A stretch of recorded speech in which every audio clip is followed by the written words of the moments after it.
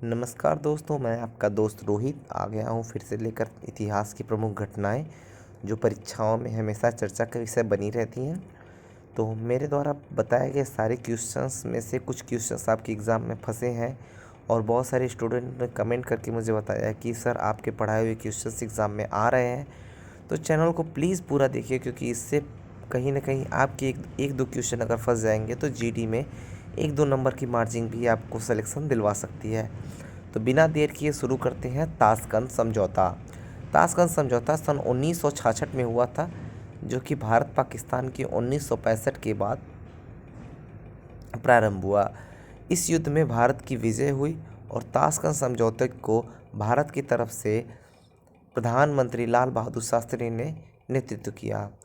तालीकोटा का युद्ध एक महत्वपूर्ण युद्ध घटना मानी जाती है, जिसमें दक्कन के सुल्तान और विजयनगर साम्राज्य के बीच युद्ध हुआ।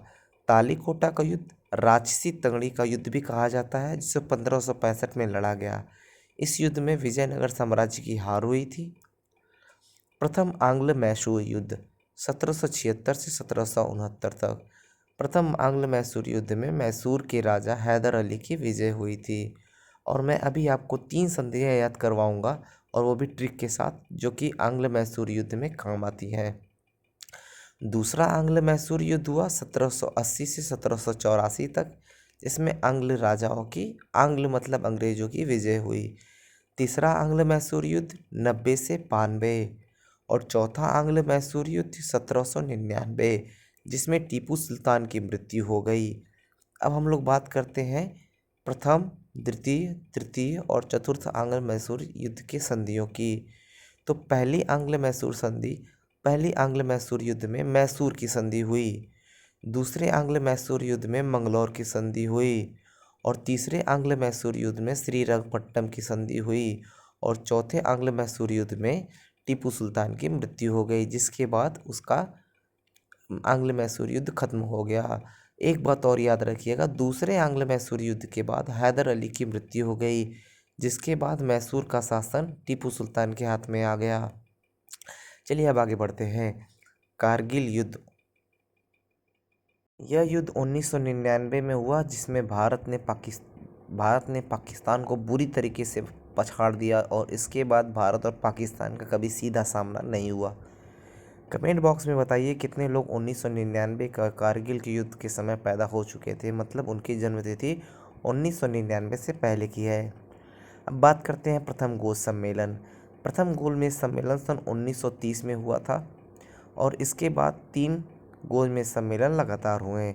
यह गोलमेज सम्मेलनों का आयोजन इंग्लैंड के राजधानी लंदन में आयोजित हुआ करते थे और इनसे बहुत सारे क्वेश्चंस बनते भी हैं।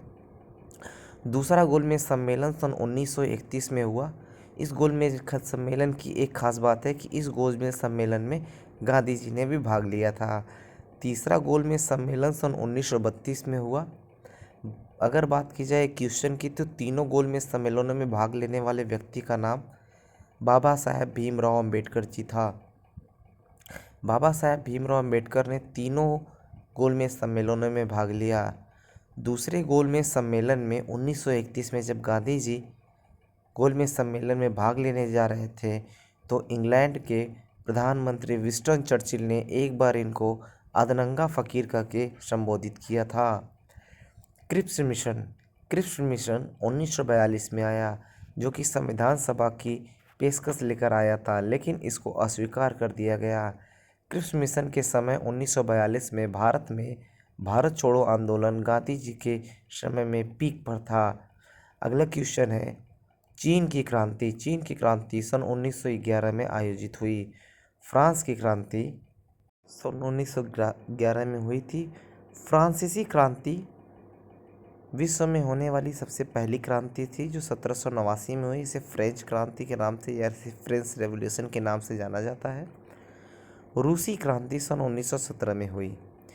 इस वीडियो से जुड़ा हुआ अगला पार्ट जल्दी ही आएगा। अगर वीडियो पसंद आई हो तो चैनल में नेक्स्ट डाल के ज़रूर कमेंट करिएगा, और वीडियो को अगर आपको पसंद आया हो तो चैनल को सब्सक्राइब कर दीजिए, शेयर कर दीजिए। आपके जितने दोस्त हों एसएससी जीडी या सीएचएसएल की तैयारी करने वाले, उनके लिए ये महत्वपूर्ण वीडियो बन सकता है। धन्यवाद दोस्तों पूरा वीडियो देखने के लिए।